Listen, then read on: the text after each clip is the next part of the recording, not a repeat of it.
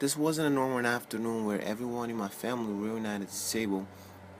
I couldn't smell lasagna being cooked by my aunt in the kitchen, but eating was the last thing in my mind.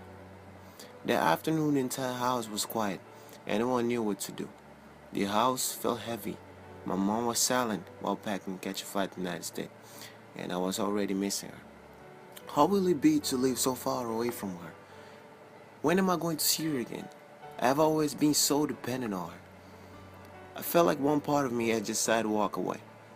We had been talking about it for months, but when the moment came, it made no difference.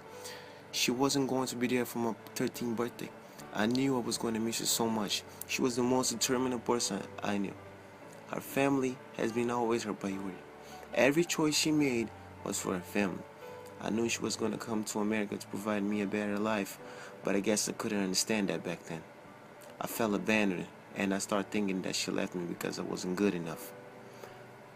After she left, I started living with my aunt. She provided me with everything I needed, but it was not the same as living with my mom. That caused some serious impact on me. I felt like I was not the same as living with my mom, but focusing on school started to get complicated. My grades went down, and I would go to school whenever I wanted to and do whatever I wanted to, because my mom was the one who would make sure I got all my work done. I wouldn't listen to my aunt. It was hard for me to accept the fact that my mom was doing this to make me a better person, to make my life better. One night I was sitting on the couch watching a cop show. I was deciding if I wanted to go to school the next day when my phone rang. It was my mother. My hands started shaking. My heart started beating faster. I didn't know if I was happy or scared to talk to her. I knew she was disappointed because my aunt told her I wasn't doing good in school. I picked up the phone. She said, "You do realize all I do is for you, right? I moved to a strange country so I could give you opportunities that I never had." I didn't know what to say.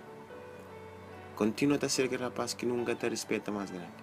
She told me to keep being the same boy who never let this loved one down. I felt devastated.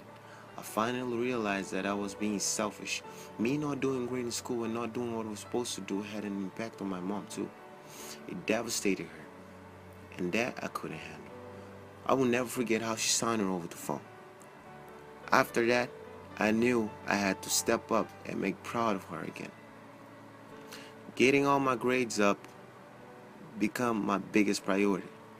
Almost 3.5 years after my mom left the United States, my visa was approved.